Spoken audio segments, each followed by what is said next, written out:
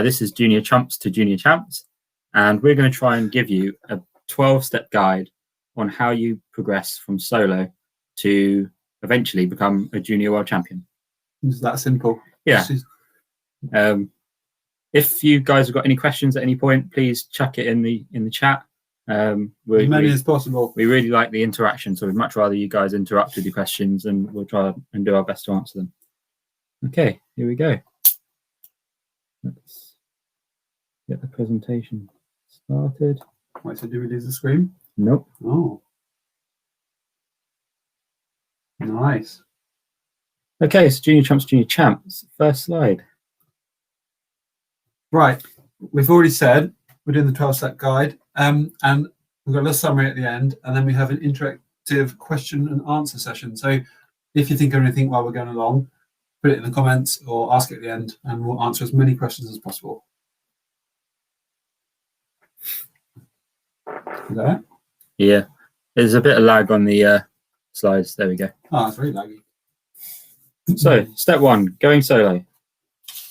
Going solo is obviously an incredible achievement. Make the most of it.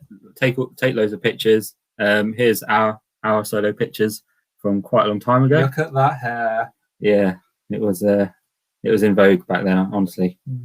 I was looking the aviators. Once you're solo, it's an excellent time to start applying for bursaries, or even actually when you first start gliding, a really good time to apply for bursaries.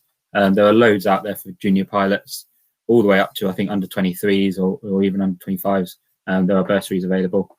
So look out online for those. Follow UK Junior Gliding and the BJ on social media, particularly on Facebook. UK Junior Gliding are always posting bursaries when they come up, so well worth doing. Read as much as you can. We've put some book suggestions up here. My personal recommendation is The Soaring Engine. I've read volumes 1 to 3 and really like them. And we know that G is in the process of writing book 4. But the most important thing we wanted to mention on this slide was to fly at every single opportunity. Just getting the practice in, getting the hours in the air is by far the biggest way you can progress your flying. Yeah, like get in for the hangar flights, sit in the back when people are flying, do some loops. Whenever possible, and try to make sure you're staying current, especially difficult over the winter. And never turn down a free flight. Step number 2. Soaring. Are you clicking or am I clicking? I'm clicking. All right, nice. Click.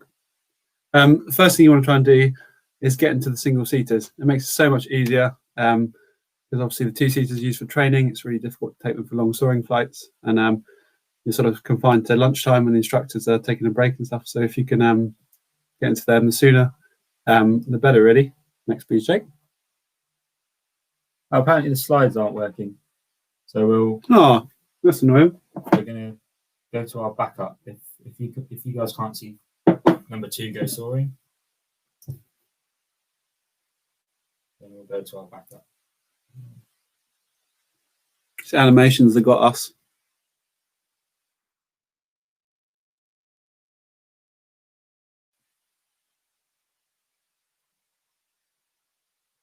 We took on the main one button. Yeah. Right. So we'll just do this presentation without animations. Hopefully you guys can see number 2 go soaring now. Cool. Got everyone confirming. Good. All right, that's good. Nice. So we're just going to do this without animations. It'll be a little bit clunkier, but all right, far away. Yeah, so basically, getting to the single seaters, all you need is a K8 or a K6 or a junior or literally anything and a Vario, and you're absolutely sorted. Fly every opportunity in the evenings, like literally as much as you can afford or get access to, just keep flying. We put don't listen to the haters. Not haters, but like there's always people at your club who are going to like try and rein you in a bit. You need to find that compromise between pushing without taking too many risks. So doing as much as you can. Plan before you take off, especially if your time's limited. So if you've only got an hour with the glider for the day, set yourself some basic objectives. Stuff like today, I'm going to focus on turning left, something I still do today. How to maximize your time in the air. So if you've got an hour to fly or only half an hour to fly, if you climb up to cloud base once and gently float around, that means you've only got 1 thermal. If you climb up to cloud base and air brake down, you can do it 3 or 4 times. So you can sort of almost double or triple the training you can get in one flight. And then just basic stuff like planning where to go off the top of winch launch to help you get away more often means that if you've only got 1 or 2 flights a day, you can actually soar on them, which is really helpful. While you are on the ground, especially if you've got limited time, learning the equipment in the glider, just so you don't have any faffs while you're up in the air, and like you can actually use the equipment when you're in the air. Because if you are confined to sharing a glider with 5 or 6 other people, you want your time in the air to be as easy and like efficient as possible. And things you can do straight away are like your silver height and your duration. You don't need a cross-country endorsement or bronze or anything to do that. So you can get started as soon as possible. And if you do it, you can just do it again, you can do it again, you can do it again. And then you can start trying to do it quicker or stuff like that. Let's speak to some of the more experienced people at your club as well about thermaling, about how they enter thermals and such. And we've also done webinars and stuff in the past. And there have actually been other webinars, BGA webinars, that look at how to therm and how to get away. So make the most of looking at those as well. Yeah, just set some processes for yourself just to maximise it as much as you can. Number 3, step 3, get back into the 2-seaters. This seems a bit, I guess, against sort of everything else we're saying, but it's really, really, really important way and good way to progress. The last point here, 2-seat flying is the best shortcut for learning. I can't really stress that point enough. If you get in 2-seater with anyone, even similar experience or preferably more experience than you, they will be able to teach you something, and hopefully from those lessons you will be less likely to land out, you'll find thermaling easier or whatever. How do you get back into 2-seaters? Well, go around the club and show interest, make some noise about it, ask your club pundits, the guys that have got the 2-seaters, the Durodiscuses, the Arcuses, K13s, whatever they've got or whatever is around at your club. Try and fly with more experienced people. For juniors, a really good way is to go to the UK Junior Gliding Winter Series. That we go to pretty much all of them. Strongly recommend that, and you'll get to fly with people like us as well, which is maybe a good thing. And the UK Nationals 2-seat coaching, again, that's a really, really good way to get some proper 2-seat coaching and some exposure to a real competition. It's easily the best way to get into competition flying. And it's so much fun as well. Awesome fun. I'll go back on. It's a very funny picture of Jake in the zone there in the bottom if you haven't seen it. Yeah, Matt Cook in the back. That was quite a memorable flight down the South Downs, where Finn and I were in K21s with coaches. Finn was with Dave Watt, and we had an awesome fun flight, flying these 2 K21s together. Right, this is the one thing I'm so bad at. Getting the admin done as early as possible is like a key thing. It can really like slow your progress down if you get stuck for 2 or 3 months in the middle of the summer, struggling to get things like instructors, or struggling to get a 2-hour soaring flight done, or struggling to get your nav exercises done, or just waiting for a motor glider or stuff like that. So if you can get that booked in as early as possible, make a little list. We've actually done it for you, and start working through that and making a plan as soon as possible. It will help you so much. But it's just stuff like organising other people to instruct you, and the motor gliders and stuff can be so difficult at small clubs. So if you can get it done sooner, it'll really speed up your progress. And the worst thing is being stuck without a cross-country endorsement in the height of the summer when everyone's flying and you've got a glider and everything else sorted. So yeah, be quite proactive about it. Speak to the instructors and just get it organised. Step 5, get a tow bar and make friends. Both really, really important things because you're going to need them. Jake's still struggling with that, but yeah, thanks, Finn. Learn to rig and de-rig. So get someone more experienced at your club to show you how to rig your club Astair or club whatever single seater you've got. Self-sufficiency wherever possible at the airfield is really important. Just being able to get your glider from the trailer slot to the launch point is so useful. I've got some people asking asking questions. Punto, what happened to the Punto? It was a really sad incident. I don't want to talk about it. Go on. Where are we up to? Get your tow out gear sorted. Exactly for the reasons of self-sufficiency. Get your tow out gear sorted so you can get the gliders out with ease. Retrieves. You need to have a way for getting yourself out of fields, and the best way to get yourself out of fields is to go and offer to get other people out of fields, because then they're in your debt, and then when you land out, they will have to come and get you. So organise mutual retrieves with your mates. Perhaps set up a WhatsApp group, mutual retrieve WhatsApp group. I know there's that sort of thing going at some clubs. And that way you'll feel a lot more relaxed about going cross country if you've got all this stuff sorted. If you can't drive because you're too young, or if you or whatever, you've got to try and come up with alternative means. Just rely on the good nature of glider pilots and offer to help them out in other ways. Yeah, anything really. Or if you've got very helpful parents, get them to get a tow bar or whatever. Just do whatever you can. And as soon as you're old enough, try and learn to drive and get your own car. Well, basically the Punto ended up in a ditch with a glider trailer on the back. It wasn't my finest because move. Jake swerved to avoid 2 pheasants. Thanks for anyone wondering. I really that was a secret, but it's not didn't anymore. need everyone else to know that. I saved lives. That's what's important here. You didn't kill a family. Step 6. Yeah, your first land out. I think for some it's quite daunting, and it was for me actually. Yeah, it's a great feeling once out of the way.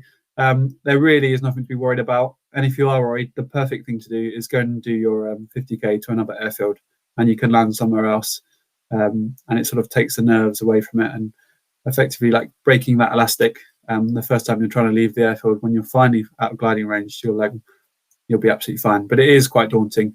But yeah, just start off really easily.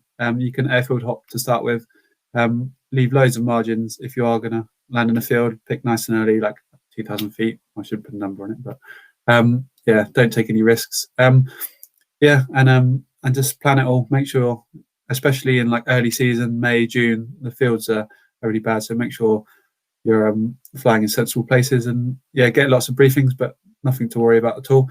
When you do start landing out, make sure you get into the habit of doing debriefs of why it happened, what you could have done differently, how you can avoid it next time. And yeah, take lots of pictures, because not many people do stuff like land gliders in fields across the UK. It's pretty funny, really. Yeah. It's pretty awesome. You get some awesome stories, you meet some awesome people, some nice farmers, some not so nice farmers. But it's awesome to have those memories. The other thing I was just thinking of, if you're unfamiliar with the terrain that you're going to be flying your task over, quite a good thing to do is to go and look at the task area on satellite pictures, and you can kind of see what sort of size fields are, whether the terrain is rolly, foresty, or whatever. It's maybe less useful in the UK, but particularly useful if you're going abroad and you're less familiar with that area. And if you are worried, just you can get into the motor gliders for longer, or you can ask somebody to go and fly a 2-seater cross country and just spend some time sitting and looking at the fields while somebody else is doing the flying is really helpful. Just to sort of take the unknown away from it, so you can think about it a bit more clearly. Greg asked, Jake, how was your first land out? My first land out was actually this picture of the Astil on the left here in this ploughed field, and the first land out was pretty relaxed, but I think Greg is referring to a different land out, which I'm going to bring up later. First competition, step 7. So competition or task week, whatever's the easiest for you to get to or get involved with. There's usually lots of crews, so it makes it a lot more relaxing when it comes to landing out. Try and find other people of similar experience with you to go to these competitions. It makes it a bit more fun. It makes it a bit easier if one of you gets round. Hopefully retrieve the other if one of you don't. Speak to UK Junior Gliding to try and find ideal competitions if you're a beginner. Or speak to us. Well worth doing. Ask us questions if you have any. Yeah, drop us messages. Competitions are so good because it's a focused week of cross-country flying, so you'll learn really quickly. I remember when I did my first, second, third, fourth competitions, it was like an exponential curve. My flying improved so quickly, and then very poetic. And then as you start to do more and more competitions, you start to very plateau with your progress, or it feels like you do anyway.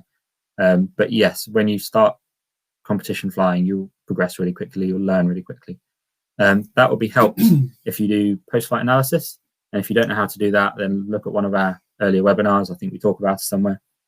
And if you can only fly one, fly the UK Junior Nationals, definitely. Well worth doing. It's great fun. And if you haven't got your silver or whatever, try and get into the 2-seat flying, because again, as I mentioned, it's a perfect way to get into it. Most of all, even if you land out on the first day and screw up your comp, just enjoy what you can and embrace all the lessons. Try to make the most of it, because if you should find that you will get better. The more competitions you do, you'll get better and better. I know you're not going to win your first comp, so you're probably not going to win your first comp, so it doesn't matter if you don't do too well. It's all about enjoying it and learning it, really. Yeah. These are a couple of examples of ideal first comps: UK Junior Nationals, Ransom Regionals. There are other regionals. Shennington Regionals is always oversubscribed and very recommended. It's about to say Bicester, they're not doing that anymore, are they? Bidford Regionals. Bidford, yeah. It's good. I'm trying to think of some more junior friendly ones. I think Booker do a junior discount. Northern, yeah, Booker Regionals. I think. Well, most of them do a junior discount. The Northern Regionals used to have funded places. I'd recommend that. Yeah. If your club has any, just send them a message and see if you can get free or sponsored entry or something. Just ask. Yeah. But the juniors is subsidised as well, so it's probably the cheapest company you can fly as well. Yes, as a junior, you've got to do it. Step 8. Step 8. This is the only step that Jake and I disagreed on, because Jake said the next thing to do is go for badges, and I was like, nah, BJ ladder, definitely, because Jake has his diamonds and I haven't claimed anything after silver. All 3 diamonds, by the way. All 3. Yeah. Well, it's easy when you go to South Africa. Yeah, get on the BJ ladder as soon as possible. And I've included the picture on the right of the 2020 scores. And it's not because I'm at the top, despite what Jake said. It's because it shows if you do 6 flights, you will probably be in the top 20. And it's a great way to get your name out there if you're looking to go on to get picked for the junior development squad and stuff like that. It was really, really useful for me because I'd only done 1 competition before the season I was included. And from Mum, grandson next year, all juniors are welcome. A few of us are going to be there, so it'll be good. But yeah, the BJ ladder was a great way for me to get my name out there effectively, because I only had a few days of competition exposure before, so I probably wouldn't have been able to go to all the training and stuff if it wasn't for it. Work through your badges like silver and stuff as quickly as possible, and then obviously the next steps are 500k. Yeah, as I said, BJ ladder. And then this is our second disagreement. I said set tasks bigger than your club pundits and just see if you can do it, because you'll be amazed how far you can fly. It's staggering. But Jake was like, as you get more experience, set tasks to make the most of the day, which is a much more diplomatic way of saying it. I just don't want to see a load of juniors going and landing out like 300k away from home. That's exactly what should happen. Pushing ourselves and then asking everyone else to go and get them. That's all I'm worried about. But we should definitely, as you get more experience, you should try to make the most of the day. You learn an awful lot more if you fly for longer. I think so. And fly big triangles. It means you fly crosswind, downwind, into wind all day. You get to fly over a big area, which will almost always be very, very rare in such a small country like the UK. So big triangles is the way forward. Yeah. You heard it here first. Definitely recommend 1080 triangles. And they get you extra points on the BJ ladder as well. So I'll move you up and get you noticed more. Step 9. So at this point, you're hopefully starting to put some decent flights on the ladder. You've probably got your 300k or getting close to getting your 300k. Maybe you've done your first competition, or hopefully you've done your first competition, guys. Yeah, you will have done your first competition. Yeah, well, that's how it works. So once you start to impress a few people, you'll potentially get selected for the junior squad. And this is your first step towards the British team. So it's an incredible opportunity to progress your flying. It generally involves going and having a sort of dedicated week of training usually abroad in France. And it gives you the chance to fly with champions like Brian Spreckley, G. Dale, Tim Milner, Dave Watt, loads more in two-seaters. And you'll probably also take a single-seater, so you'll take your glider. And as I say, a focused week of cross-country flying, racing, practicing AATs, just basically trying to get you as experienced and current and confident at flying racing as possible. If you can't do that because you're not a junior or you're not on the squad yet, thoroughly recommend booking onto coaching weeks. Nimpsfield quite often host cross-country courses. So Andy Davis' cross-country course, we've both done that in the past. Yeah, I strongly recommend that. G does one. G does one often, doesn't he? Yeah. This is sort of like, we've made it quite junior specific, but for people who aren't in the junior cycle, you can still do it. You just have to find a course like this. And there are also courses abroad. I know that there's an Alps course which I've done, which was incredible at Saint-Aubin. So wherever you can get the flying in and get some coaching, I definitely recommend you do. Make the most of getting schooled by better and faster pilots. Yeah, and then step 10 is get selected for the junior team. Massive privilege, and something Jake and I had like quite a clear goal of from early on. Once you get there, there's loads of new challenges you have to learn. So learning to team fly, learning to be consistent over 2 to 3 weeks at competition, flying in like challenging terrain and different weather in different countries. And yeah, it's just an amazing opportunity, and a big target if you want to sort of progress in the junior system. Then yeah, getting selected for your first international is probably the thing to aim for, really. Yeah, it's just really cool. Yeah, not much to say about it. It's just awesome. You'll probably see on any of our social media, we've just got loads of pictures of like incredible flying over places like Lithuania, France, Hungary last year. Yeah, you'd never ever do these things if it wasn't for getting selected and going and flying these comps. So definitely make the most of it. So this is the good bit. Setbacks. We've had a lot of these. So Greg alluded to this earlier, that my first ever competition day, I managed to land out before the start line had even opened. And that picture of the Aster in the top right next to the windmill is my glider for the comp. And yeah, I landed about probably less than 2 kilometers away from the airfield. It was quite embarrassing, but that's about as bad as you can do in gliding in competition flying without crashing the glider. So yeah, I started from the bottom, it would be fair to say, in that respect. Landing out on your first glide on the best day of the year, I've done it. I did it in the K6. Managed to fly from Nymsfjord and landed at Aston Down. So yeah, one of the many setbacks that often comes up for people. Landing out repeatedly, yeah, loads of it happens to all of us. Not able to climb up in the start zone. Yeah, that's me. Well, I started listing some setbacks, and then it started to get quite a long list. So I just sort of cherry pick a few. But landing out, I think I can't remember if it's 5 or 7 times in a row was one. Busting airspace, not a very funny one. Like your first international is truly embarrassing and quite a large setback that is quite hard to come back from. Yeah, not being able to climb up in the start zone in an international was also quite unpleasant. Getting beaten by Simon Brown in SW15 while I was flying in SW28 in the standard class, which is a non-handicap competition. Flying 3 out of a possible 27 competition days in 2016 when I was desperately trying to get picked for the team. And I just sat on the ground in the rain all summer. And that was you damaging your glider. Damaging your glider in the field. Well, we've both done that a little bit. Yeah. A little bit. Nothing too bad, but that's not very nice. The key is just to learn from these mistakes, and yeah, just keep going. It happens. I think probably on about 27 different occasions, I thought, I'm going to give up now. That's it. Can't. Very precise. Yeah, that's my rough estimate. Yeah, but you just keep going, don't you? You just have to learn from it. Eventually, step 12. Once you've done all of that, repeated it a few times, and got loads of landouts, this could be you, champions, junior world champions. Keep picturing it. So, in summary, there's the 12 steps, and there's also a picture of a 16-month thermal in South Africa coming up. What? Oh, okay. Sorry. This presentation, if anyone's interested, will be available after. There's a Google Drive link which I'll put this in, and all the other ones. Yeah, if you've seen like our webinars in the past, it's the same Google Drive link.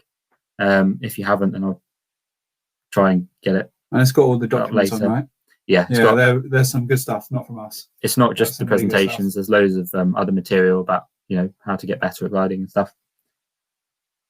Any questions? Right, we have 10 questions that people have already sent in that I'm going to ask Jake, and I haven't showed them to him. So, but before we do that, yeah, there's the next while one. We remember. Very good. Let's see if I can share my screen again.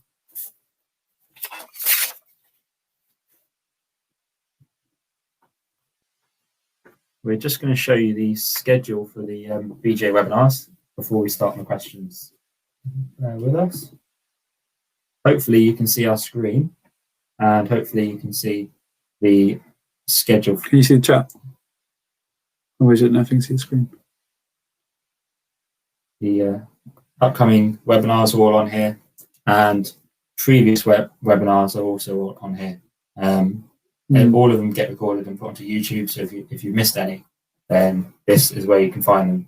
Just Google BGA webinars and you'll see them. The next one is on Wednesday, the 11th of November, and that's Miles Bailey talking about buying your first glider. And then on Friday, UK Junior Gliding, what happens when the wind stops? Another important gliding questions. That's going to be good. You have Alex O'Keefe here, that'd be funny. Yeah. Nice. Right, we're back onto questions.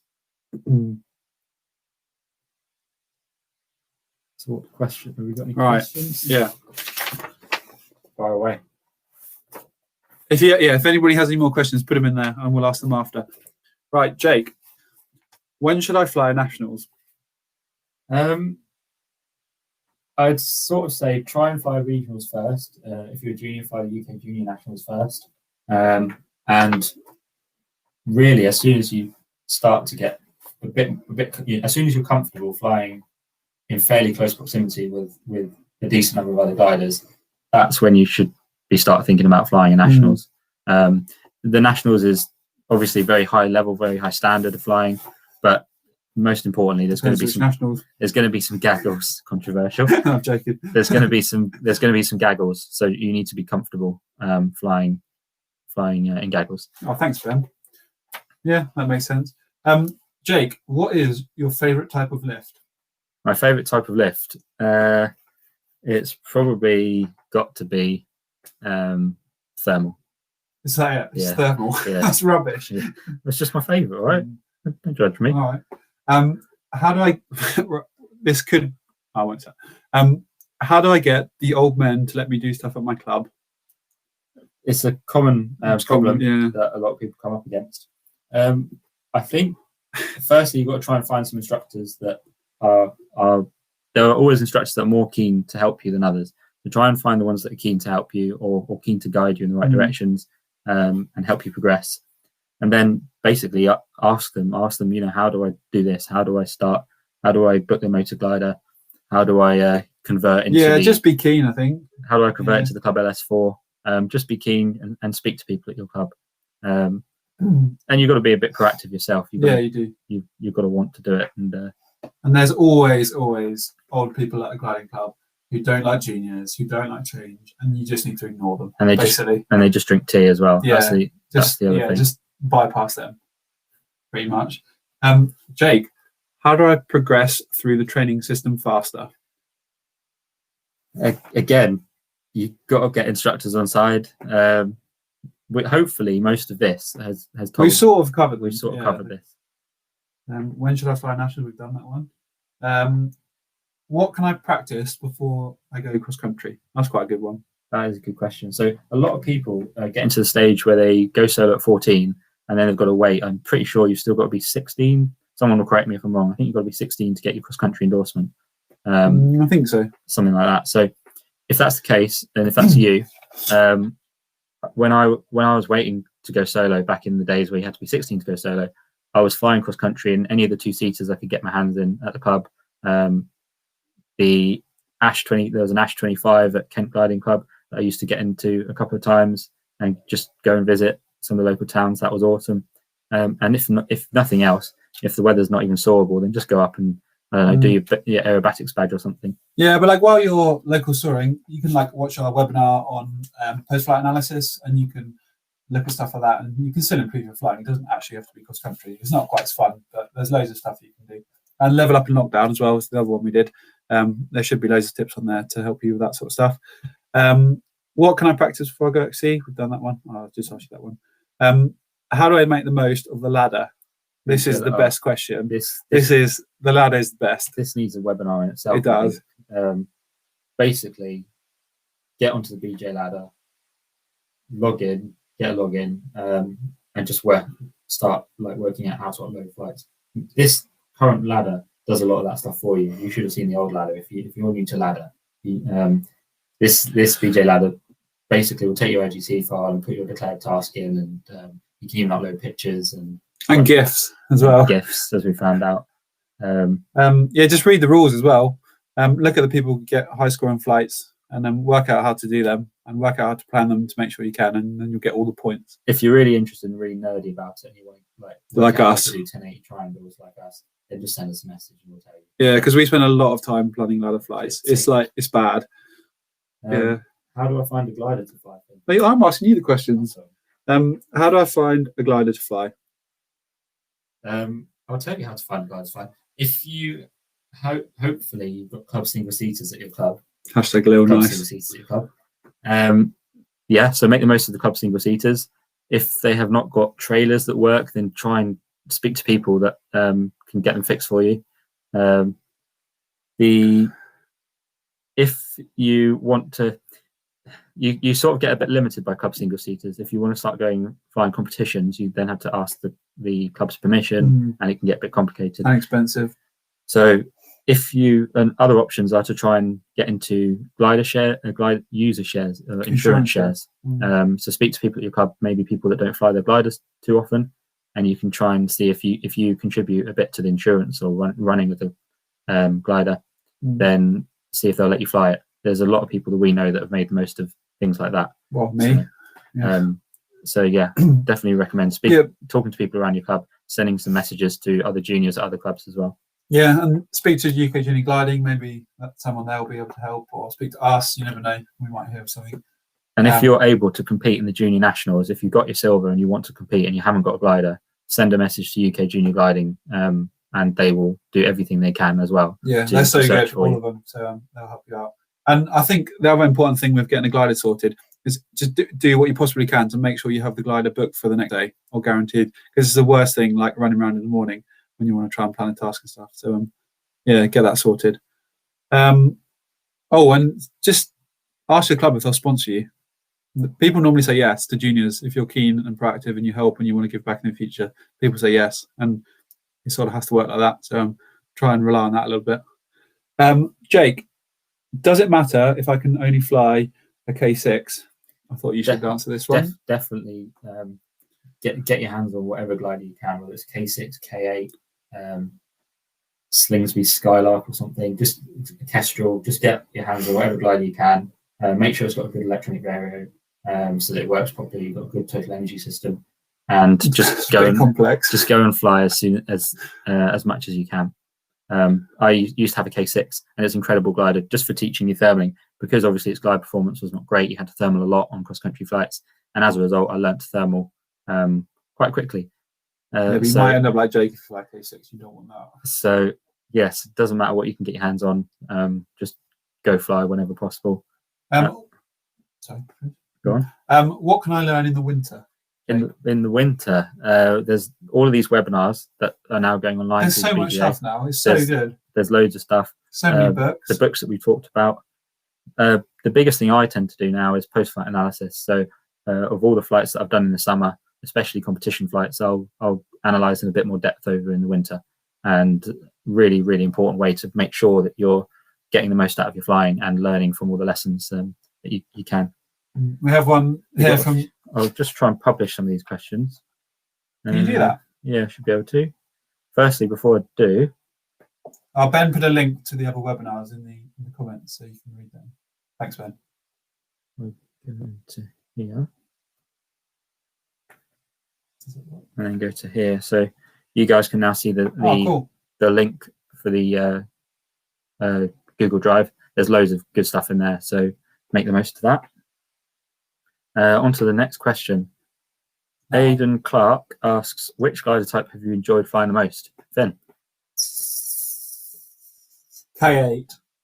Really? At Eden Soaring, yeah. Wow. At Eden Soaring, but racing is definitely 20. What about you? For me, the glider type I've enjoyed the most is joint. It's either the JS1B or the LS7. JS1B. They're both easily the nicest gliders, nicest handling gliders I've ever flown. Next question is Emil. After you feel like being on top of the learning curve after becoming solid at competitions, how do you train further? Well, I don't think I'm on top of the learning curve. I'm making way too many mistakes for that. You get each thing you do doesn't make you as fast, if that makes sense. So like if you do something better, whereas before maybe it would add 5%, now it adds 2 or 1%, for example. Yeah, but we're still lacking loads of experience as juniors, so that's the main thing, I think. It's the experience. It's just getting in more and more competitions. You'll see more and more scenarios and more circumstances, and having that in your experience bank, in your knowledge bank, making those mistakes and then learning from them. That's really the biggest thing that you can get from it. Post-flight analysis is, as I said, a really important tool, and we do it a lot. And flying with two-seaters, there's always people better than you. There's always people more experienced than you, and you can always learn from them. So we still try to get into two-seaters whenever we can with these guys, and even with each other, we learn a lot from each other. So yeah, not of it. That's the other thing this year is, because Jake and I haven't been flying together as much, we've gone to different competitions, and then we come back and we can sort of double our learning, really, because we just chat about it. So that's good as well. And we've got a question from Will. Is Condor 2XE like real life XE? No, not at all. No, because the most important thing in real life XE is, or one of the most important things is feel, is developing a sense of feel in the glider, particularly when you're trying to feel your way into thermals or find the core, maximize the core, and that is all on feel. And of course, in Condor, you can't do that. I guess the tactical side is probably quite good, but I don't play it enough to comment, I guess. Tactical side is good. It is also quite good at sort of teaching you in particularly in mountainous areas, maybe getting you thinking about hot spots for thermals and stuff. Yeah, that's a good point. But yeah, the most important thing is learning to be able to feel in the glider, which is not so good at. It can't be bad though. It can't be bad. It's worth doing. If you can't fly, it is worth making the most of Condor. The other thing, I'm just thinking, another limitation is if you haven't got the Track IR headset thing, which allows you to move your head and it will move the screen. I don't think anyone's got that. Again, it's really important for you. Yeah, loads of people have. It's a big thing. Really important in gliding to look out. Like, that's one of the most important things, not just for traffic, but to look out for that bird that's going to mark your thermal, or your competitors, or that cloud that you're just flying under to try and find the core. Again, Condor doesn't really. It's quite difficult to do that in Condor, realistically. So. It is risk-free though. Two of the main limitations. Any more questions? How do you get a public one? Nice.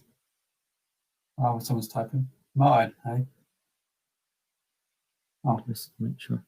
What's the best advice you've ever received? Look out. Martin says. Let me just pop into that. Martin says, "What's the best advice you've ever received?" Finn? Well, I flew with Brian Spreckley, and he said, your head is doing all of the right things, but I don't think you're really looking, especially under the clouds, is what he said. And I thought about it for about a year, and I was like, I finally get what he means. Just like the detail, you need to look at the sky and everything. Comes with experience, I guess, but that was probably the most useful thing, like how much he's really, really, really looking at stuff, especially on the clouds, colours and thickness and density and stuff like that. Is I didn't realise quite how much detail I was missing at first, so that was probably the best one. Best advice I've ever received, I can think of two circumstances. First one is at Kent Gliding Club when I was just gone solo, and I was just learning to soar. An instructor there called David Crimmins, he taught me basically what happens. I kept taking a winch launch in a single seater and landing, taking a winch launch and landing, never getting away. Chopper. And he then came up to me and said to me, Jake, have you got a plan when you take off? I'm like, what do you mean a plan? Do you know where you're going to go? The moment you get to the top of the winch wire. I was like, well, I'll probably then just look for a cloud and head to a cloud. He was like, no, you need to look at that before you take off. You need to know exactly where you're going to go before you've even got in the glider. You need to start looking at the sky and working out which bit of the sky is working, which bit of the sky is not. So that the moment you get off the top of the launch, you know exactly where you're going, and that way it will really maximize your chance of getting away. The other bit of advice I've received is linked to what Finn was saying. I did a flight with Howard Jones where I just sat in the back and just watched him around this flight, and the biggest thing I took from that was just how much his head was moving. It's like head was constantly outside the cockpit. I remember thinking, like, some of the time it felt like we were flying a little bit slow in sync or a little bit faster in left, and I was thinking, why is he not responding to what's going on the instruments? And it's because he was just had his head outside all the cockpit, and he was putting the glider in the best part of the sky, which is by far the best way to go faster with your gliding. Much more important to put the glider in the best bit of the sky to fly at the right speeds and focus on the instruments. Next question, we've got Emily, who has said, what has been your favourite country to fly in, Finn?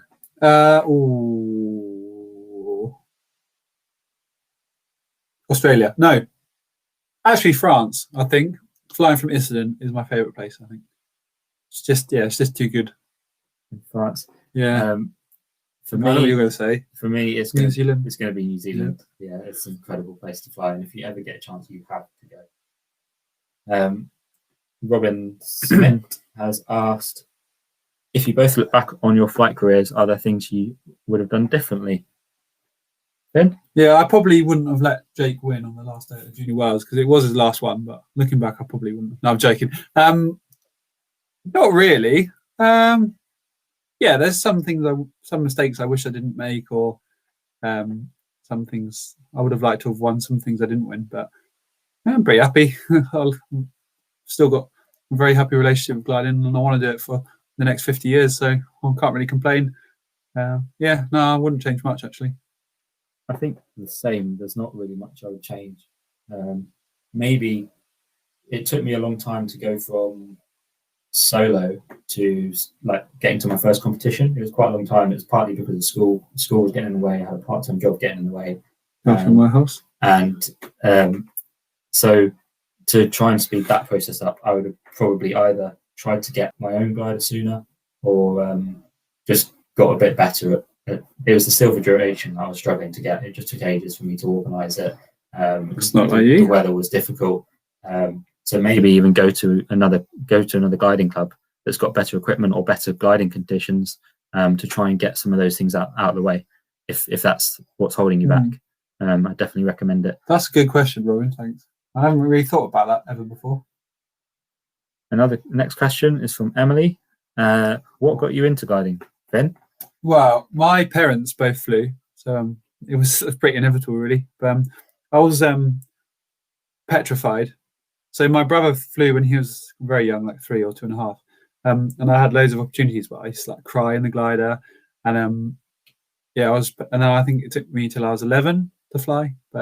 It's because my parents, and I grew up like riding my bike around airfields and playing with gliders and stuff. So there was never any doubt I'd be into it, really. So it's easy. Yeah. What about you? For me, my granddad was an RAF pilot, and he had a small plane when I was a kid. He took me up in the small plane, and I was like, "Oh, I have to do this. Like, I'm going to be a pilot when I'm older." That was it.